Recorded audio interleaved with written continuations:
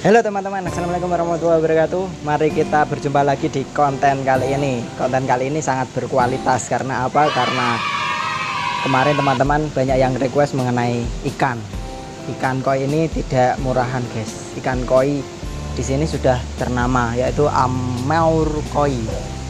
Ameur koi nanti kita berikan IG-nya, ya. Kita berikan alamatnya, nanti bisa bertanya-tanya. Dan jangan lupa yang belum subscribe segera subscribe dan bunyikan loncengnya. Oke, langsung saja ke kolam, nanti kita tanya-tanya. Oke.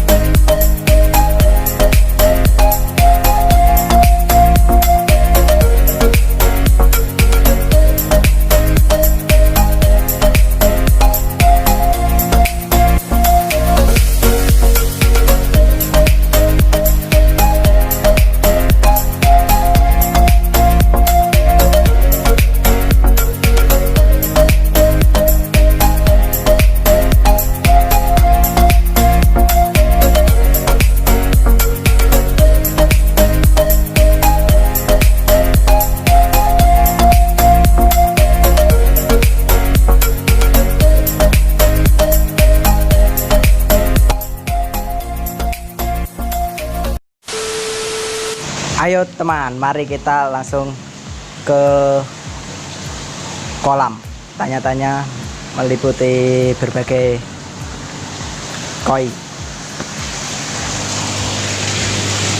Assalamualaikum Mas. Salam. Halo. Nembein apa Mas? Pasti ya main-mainan sama ikan, lihat-lihat kondisinya seperti itu. Oh, Gimana kabarnya? alhamdulillah baik. Mas, ini kita kan dari channel seputar peliharaan.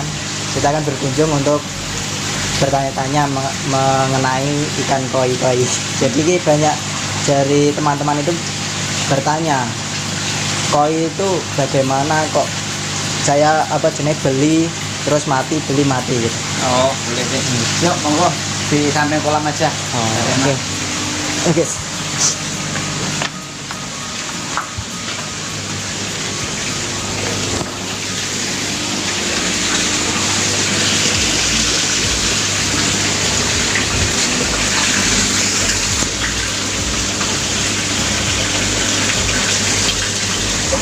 Nah, ini kan ikan koi yang sudah di kolam seperti ini.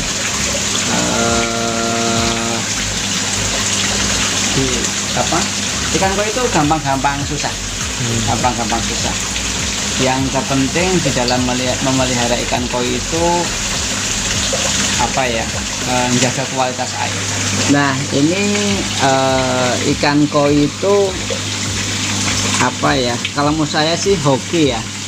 Saya dulu memulai dari 15.000, 20.000 sampai ke 60.000. Itu paling mahal saya ngambil 65.000 ketika itu 7 bulan ya 9 bulan yang lalu lah. Sekarang sudah seperti ini, udah banyak, variannya juga udah banyak. Ya, ini sedikit bertanya nggak apa ya Mas? Boleh, nggak apa-apa. Berarti sejak kapan memelihara ikan hias koi ini? Untuk memelihara kami mulai tanggal 2 November 2019, berarti November, Desember, Januari, Februari, Maret, April, Mei, Juni, Juli. Sekarang sekitar 9 bulan. 8 sampai 9 bulan kami ini main di ikan koi. Kemudian ikan koinya udah pada jinak-jinak, sudah mulai menikmati, sudah mulai bisa dinikmati. Kenapa ikan koi jinak itu lebih bisa dinikmati? Ya karena ada interaksi antara kita dengan peliharaan kita. Tanpa interaksi kita akan kurang menikmati si dia, seperti itu. Terus yang kedua ini, mengapa memilih ikan koi? Nah ini Mas. Oke. Kenapa ya? Saya dulu suka arwana. Kemudian tupai juga pernah punya saya. Tapi dulu zaman kecilnya. Nah, kemudian saya lihat ikan koi itu pertama, dia banyak variasinya, banyak coraknya, walaupun namanya koi. Koi itu ada banyak sekali varian, dari gosanke, susuit, sampai ke ujaku dan lain-lain. Gosanke itu kohaku, sanke, soa, itu gosanke. Seperti itu, makanya saya lebih tertarik dengan ikan koi. Kemudian keindahannya itu luar biasa. Dia banyak dicintai di seluruh dunia. Tidak cuma di Jepang sebagai asal-usul ikan koi maupun di Indonesia, tapi seluruh dunia suka rata-rata. Perawatan apa saja yang harus dilakukan untuk budidaya ikan koi? Nah ini Mas, bagi pemula ini perawatan agak susah ya. Yang terpenting di dalam ikan koi itu ketika memulai, jangan kalau saya dulu itu kan minim budget, minim tempat dan lain-lain. Tetapi kalau Anda tahu, ketika Anda memelihara ikan koi itu kan sudah membeli dengan budget yang lumayan mahal. Lebih baik siapkan tempat dulu yang memadai. Contohnya, ini aja pakai kolam terpal, ya kan? Yang terpenting itu kualitas airnya, kemudian filtrasinya itu baik. Setelah itu ada oksigen terlarutnya yang cukup buat ikan koi. Jangan sampai ketika memelihara ikan koi tidak memperhatikan sirkulasi air, chamber air, atau sistem filtrasinya maupun oksigen terlarutnya, seperti itu. Itu jangan sampai tidak memperhatikan itu. Ketika tidak memperhatikan itu, biasanya 2 minggu atau 1 bulan lah itu ikan pasti bermasalah, seperti itu. Berarti sekaligus kita harus melihara air juga ya? Iya, yang terpenting memelihara airnya. Kalau airnya sehat, ikan koinya sehat. Kalau airnya nggak sehat, otomatis penghuni airnya juga tidak sehat. Ya seperti kita lah, ketika kita tinggal di suatu tempat, polusi udaranya banyak, zat-zat yang kurang baik di dalam tubuhnya banyak, pasti kita bermasalah.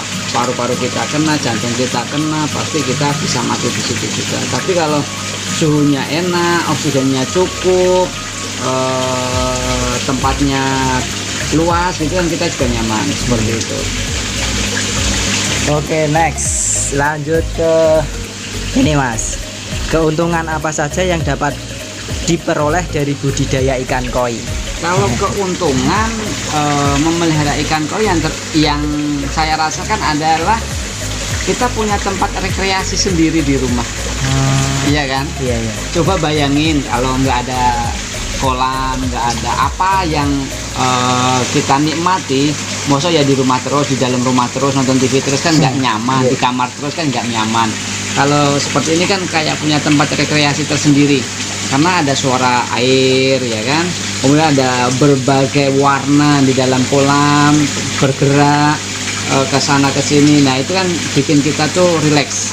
Ketika penat kerja gitu kan, sudah capek, ya udah di samping kolam liatin aja kan, pasti kita rileks. Nah, nikmat. Berjam-jam saya betah Mas di samping kolam gitu, sambil memperhatikan ikan.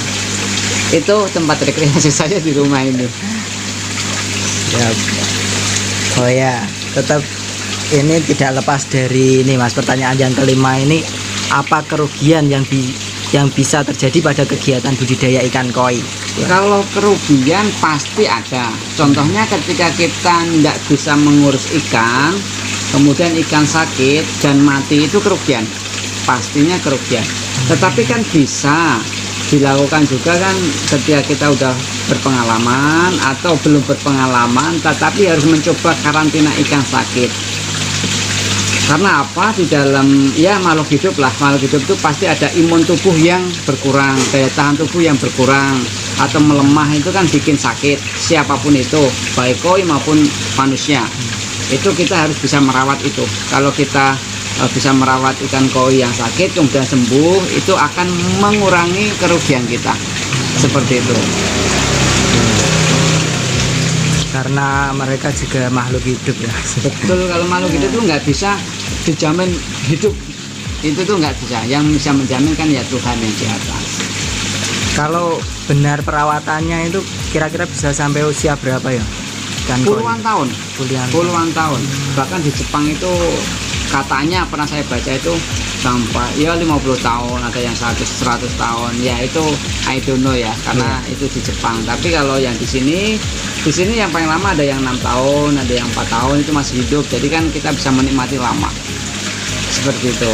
Dan dijamin ketika dia kualitasnya baik, pasti gedenya juga baik, kuat, daya tahannya juga kuat. Tapi kalau beli ikan asal murah itu ya asal gede, itu kita juga nggak tahu polanya seperti apa, kualitas ikannya seperti apa. Next, apa yang membedakan antara budidaya ikan koi dengan budidaya ikan biasa? Yang membedakan mungkin apa ya? Kalau contohnya ya, kalau pesaing ikan koi itu kan ya bukan pesaing sih, yang agak premium kan ikan arwana ya. Kalau yang membedakan pasti ketika ikan arwana itu kan biasanya di akuarium. Jarang sekali ikan arwana yang dicampur di kolam, kecuali dia budidaya yang banyak yang masih di makpon seperti itu. Kemudian menikmatinya ketika arwana itu kan satu di akuarium satu akuarium satu. Tetapi kalau ikan koi enggak satu, tapi kan banyak. Berarti ketika kita punya kolam satu, kita pengen ikan koi yang banyak bisa. Tetapi ketika pengen ikan arwana, pengen banyak, ya harus menyiapkan akuarium atau tempat yang banyak. Seperti itu. Makanya saya memilih ikan koi karena saya nggak mau ribet. Kemudian ya bisa menikmati banyak varian koi di dalam kolam itu sendiri. Oke. Ayo guys, yang belum subscribe lah terlebih dahulu. Ini banyak ilmu ini. Kalian yang belum pernah memelihara ikan koi bisa dicoba. Nanti kalau mau tanya-tanya bisa komen. Belinya di mana? Di sini juga menyediakan santuy. Lanjut ya Mas ya. Oke, gimana? Apa saja yang harus disiapkan untuk melakukan budidaya ikan koi? Yang harus disiapkan pastinya tempat dulu. Tempat wajib. Ya. Kemudian harus punya tempat karantina. Kemudian ketika tempat sudah investasilah pada mesin-mesin yang baik, mesin-mesin yang mumpuni, dengan luas kolam berapa. Nah, nanti debit air yang bisa sirkulasi itu harus 2 kali lipat volume air di dalam kolam. Seperti itu. Terus upaya apa saja yang bisa dilakukan untuk meminimalisir kerugian budidaya ikan koi? Kalau upaya apa untuk meminimalkan kerugian, tentunya kita harus investasi. Contohnya ya, bermasalah itu ketika ikan koi itu mati listrik. Oh iya ya. Contohnya itu ya, kita selain beli ikan yang cakep ya, investasilah pada genset atau enggak aerator AC DC yang siap ketika listrik itu mati. Ya, itu bisa digunakan. Karena kenapa? Banyak penghobi yang mengeluh ketika listrik itu mati.